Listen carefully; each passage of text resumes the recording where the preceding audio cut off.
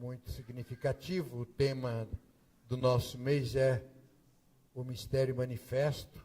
E hoje nós vamos ver do capítulo 1, dos versos de 15 a 23. E o tema da mensagem de hoje é Jesus Cristo, a manifestação visível do Deus invisível. Alguém podia ajudar o André é um só lá. Alguém ajudar na mesa, por favor. Jesus Cristo, a manifestação visível do Deus invisível. E o texto é Colossenses 1, de 15 a 23. Mas antes de ler o texto, eu gostaria de fazer uma introdução com uma pergunta. O Brasil é um país cristão? Um sociólogo francês, ele veio ao Brasil fazer uma pesquisa para a sua tese sobre a religiosidade brasileira. E quando ele chegou no aeroporto, ele já chamou a atenção dele porque ele viu na parede do aeroporto um crucifixo. Tomou o táxi, no táxi ele viu pendurado ali no retrovisor um outro crucifixo.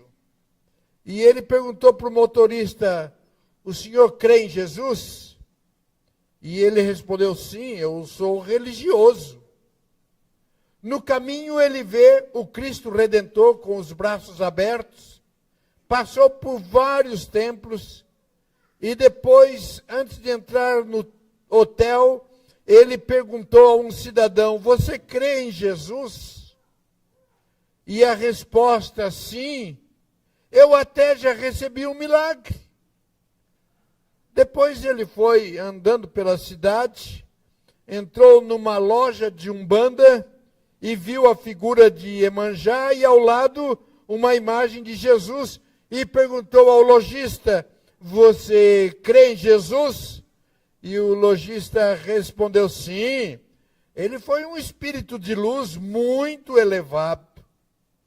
Depois ainda ele entrevistou um filósofo e fez a mesma pergunta: você crê em Jesus? E a resposta: sim, creio. Ele foi um homem com uma filosofia muito adiantada para o seu tempo. Na rua encontrou dois jovens de camisa branca, gravata, calça preta, com uma pastinha na mão, e fez a mesma pergunta: vocês creem em Jesus? Ambos responderam: sim, nós fazemos parte da igreja de Jesus Cristo dos santos dos últimos dias. Mais à frente ele encontrou um casal vendendo umas revistas e fez a pergunta: vocês creem em Jesus? E a resposta: sim, nós fazemos parte dos 140 mil do Apocalipse.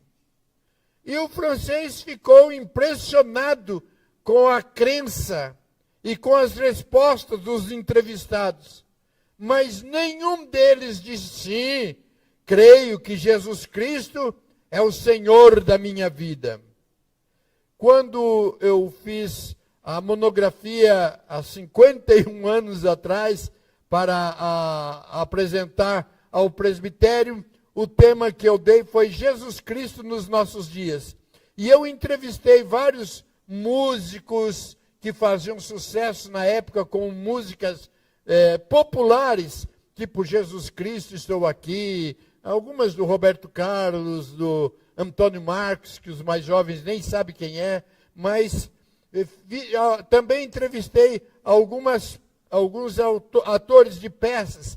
Tinham algumas peças na época, tipo A Missa Leiga, Jesus Cristo Superstar. E a todos eles eu fui entrevistando e perguntando sobre Jesus. E muitos deles eu perguntava: e Jesus Cristo como Filho de Deus? Bom, aí é religião. Nesse aspecto eu não entro. Eu só vejo Jesus como um ser humano excepcional. Se vocês devem estar recebendo nos e-mails de vocês, nas redes sociais uma propaganda do filósofo Luiz Felipe Pondé. E ele está convidando para um curso que ele vai dar sobre aprofunde sua compreensão sobre Jesus. Mas ele mesmo se declara publicamente ateu. A Folha do Estado de São Paulo, do dia 3 de fevereiro, agora, esta semana, saiu um artigo: O Brasil é a nação cujo Deus é o Senhor. Esse artigo é um comentário sobre o Descende, aquele movimento evangélico, tido como evangélico em vários estados do nosso país. Enfim, várias vezes se diz que o Brasil é um país cristão. Entretanto, toda hora nós vemos músicas, vemos no carnaval, nos teatros, nas passeatas, Jesus sendo humilhado, zombado e escarnecido. Feito esta introdução de 5 minutos, vamos ao nosso texto, vamos ao que interessa. Colossenses, capítulo 1. Vocês podem ler comigo? Vamos ler juntos? Até o versículo 19. Este é a imagem do Deus invisível, o primogênito de toda a criação, pois nele foram criadas todas as coisas, nos céus e sobre a terra, as visíveis e as invisíveis, sejam tronos, sejam soberanias, quer principados, quer potestades, tudo foi criado por meio dele e para ele. Ele é antes de todas as coisas, nele tudo subsiste. Ele é a cabeça do corpo da igreja. Ele é o princípio, o primogênito de entre os mortos, para em todas as coisas ter a primazia, porque aprouve a Deus que nele residisse toda a plenitude. Senhor Deus, em nome de Jesus, lida a tua palavra. Eu te peço que tu abençoe-me na exposição da mesma. Tu sabes que eu li, estudei, me preparei, mas nada adianta disso. Adianta disso tudo, se o teu Espírito Santo não nos revelar a tua palavra. Então eu peço, Espírito Santo de Deus que está aqui, haja em cada um de nós, para que haja entendimento, aceitação, crença, fé, e mude o nosso viver na palavra, no Espírito Santo de Deus, em Cristo Jesus, o nosso Senhor. Amém. Então, por esse texto, nós vemos que há uma comparação do que se diz a respeito de Jesus, popularmente, mas na palavra nós vemos que Deus se revelou em Cristo. Não é uma especulação filosófica ou sociológica. Jesus Cristo é o Deus que se fez carne. Os sociólogos falam de religião e a Bíblia fala de revelação do Deus que decidiu ser visto. O apóstolo Paulo, na realidade, está confirmando o que João já havia dito, lá no capítulo 1 do Evangelho de João. Diz assim: no princípio era o Verbo. O Verbo estava com Deus, e o Verbo era Deus. Versículo 3. Todas as coisas foram feitas por intermédio dele, e sem ele, nada do que foi feito se fez. Versículo 10.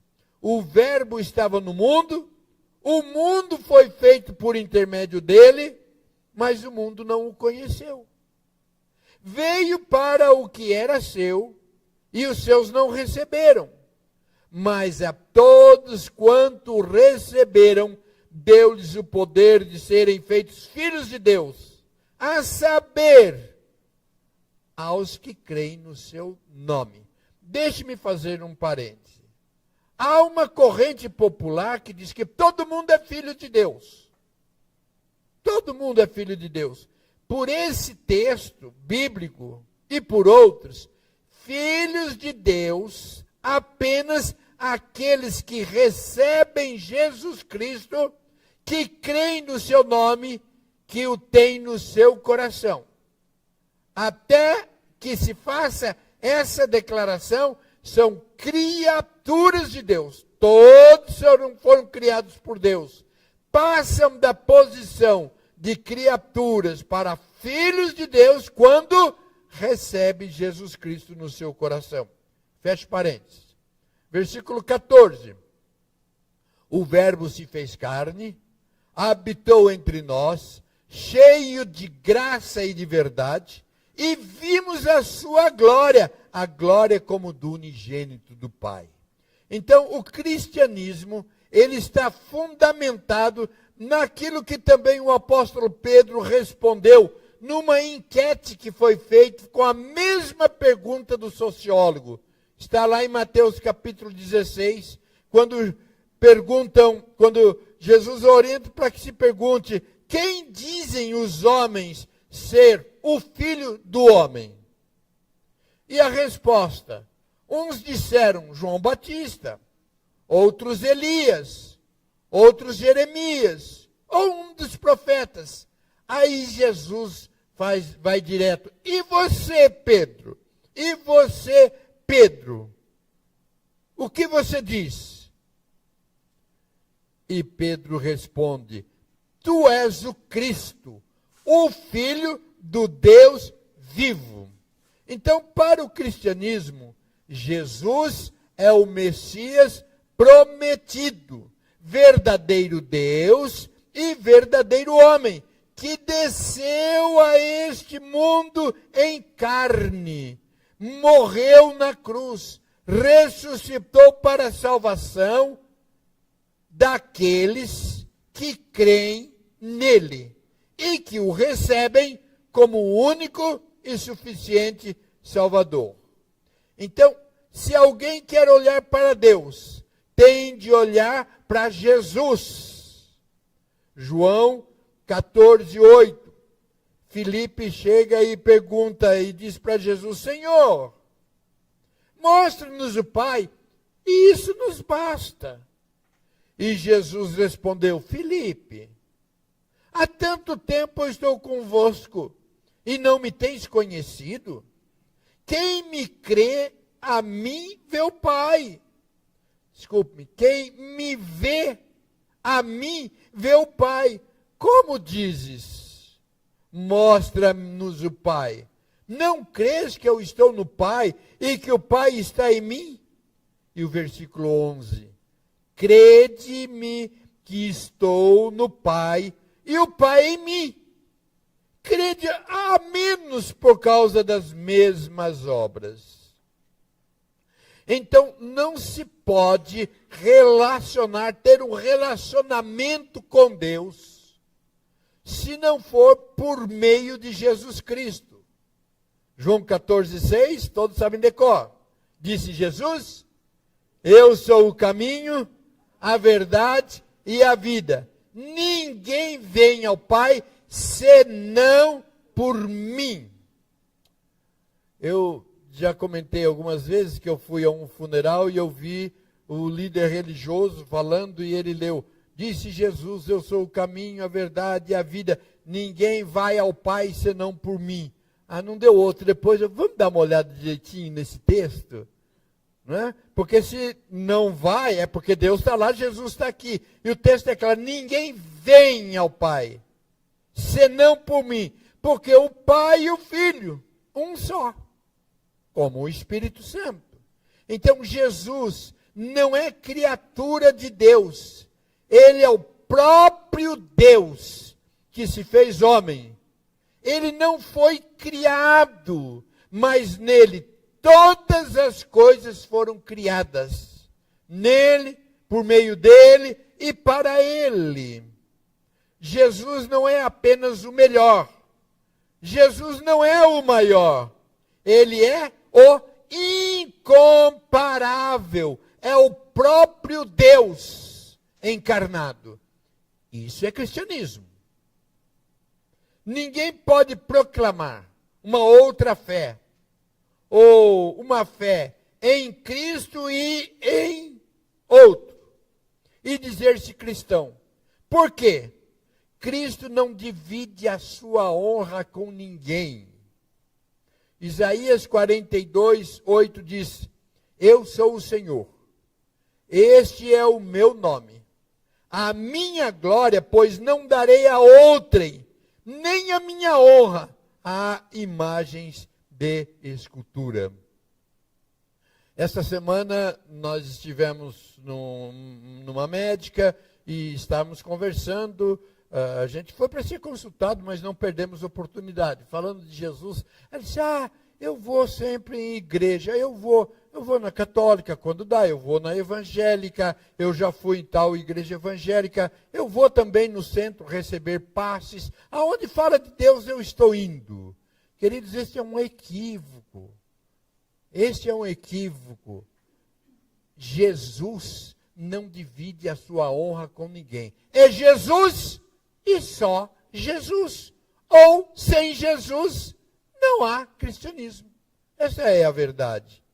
Então, qualquer um que queira identificar-se como cristianismo deverá apresentar um verbo que se fez carne. A encarnação de Deus em Cristo, ela é a base do cristianismo. O único em condições de carregar o meu e o seu pecado. Por quê? Porque ele não tinha os dele. Negar Jesus Cristo, negar que Jesus Cristo é Deus, é estar excluído da fé cristã, do cristianismo. A grande confusão vem com um nome de sincretismo religioso. Ou seja, é a ideia de que todas as religiões são iguais. Todos os caminhos levam a Deus. Cada um escolhe a sua fé.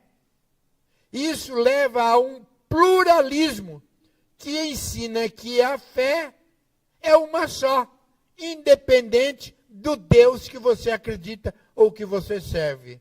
E a pós-modernidade, que é o período que nós vivemos, não tem problema crer em Jesus Cristo. Não tem problema nenhum. Você pode crer em Jesus Cristo.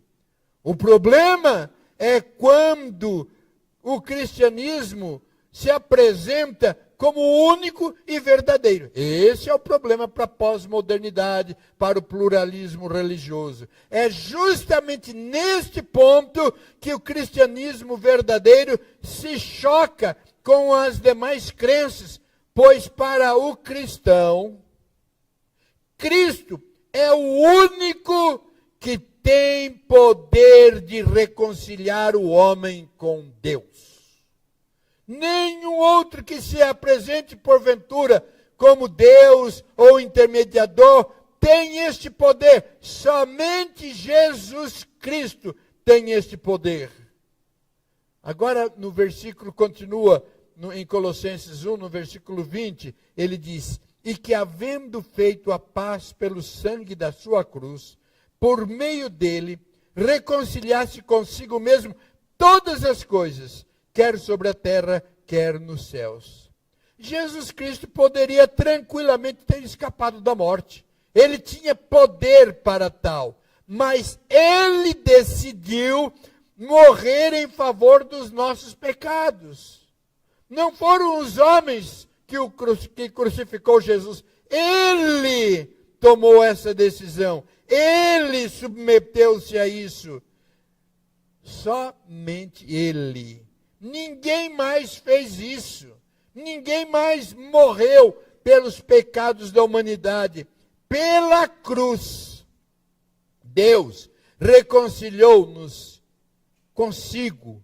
A cruz é o centro do plano eterno de Deus. É mais do que uma imagem, é mais do que uma figura decorativa. Ela é a imagem do sinal da morte de Jesus para reconciliar-nos com o Pai. A paz com Deus custou sangue. Nós temos a salvação de graça para nós, mas ela teve um alto preço, o preço do sangue de Jesus derramado no Calvário em nosso favor. Aí no versículo 21 de Colossenses 1 diz: e a vós outros também, que outrora éreis estranhos e inimigos no entendimento pelas vossas obras malignas, agora, porém, vos reconciliou no corpo da sua carne, mediante a sua morte, para apresentar-vos perante ele, santos, inculpáveis e irrepreensíveis. Temos de entender que quem foi reconciliado com Deus vive de forma coerente com essa nova realidade.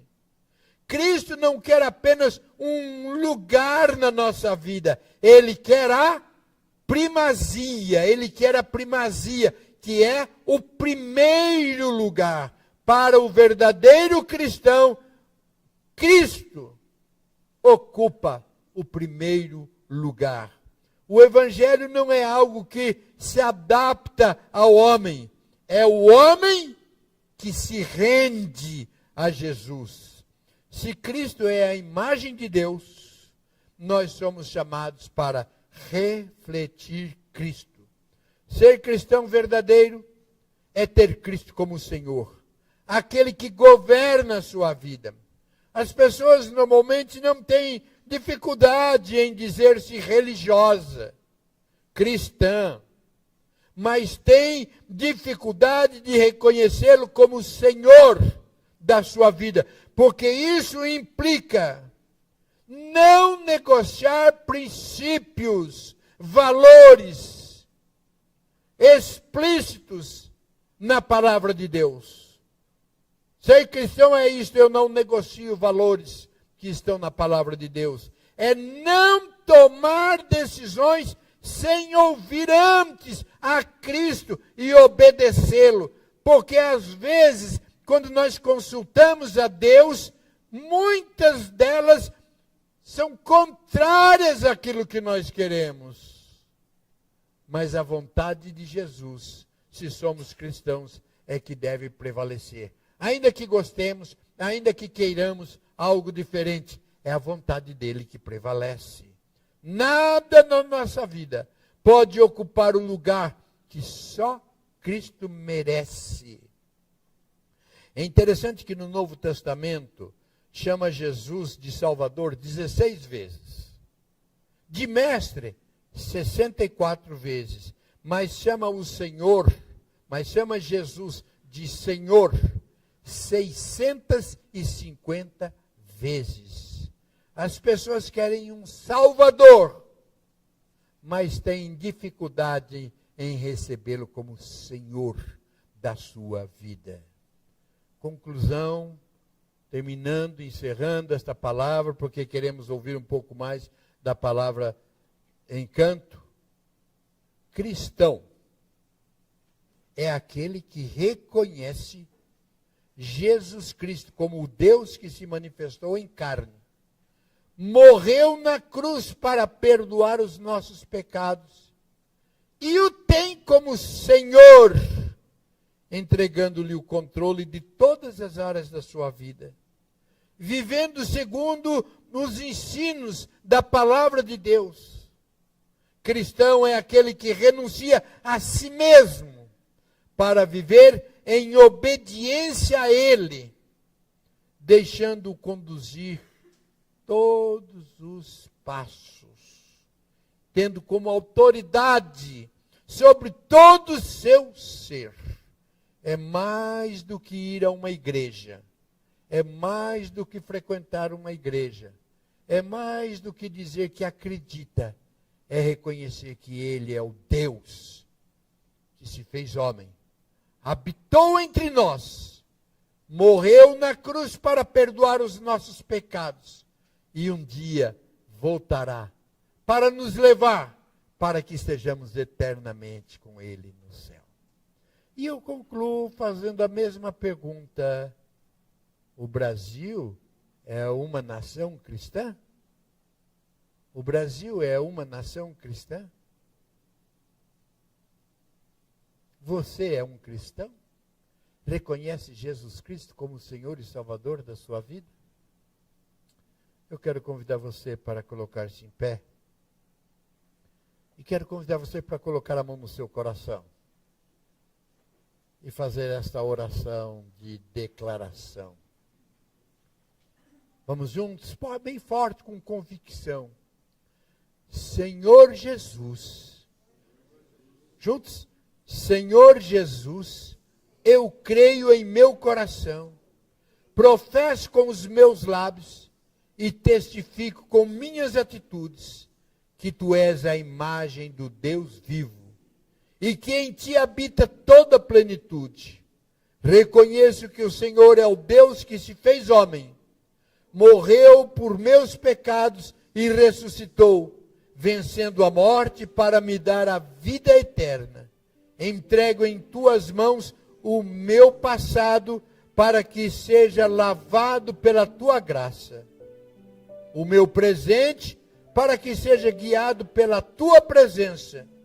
E o meu futuro para que esteja seguro em tuas promessas. A ti todo o meu ser. Tu és o meu único Salvador e Senhor. Eu oro em nome de Jesus. Amém e amém. Podem se sentar.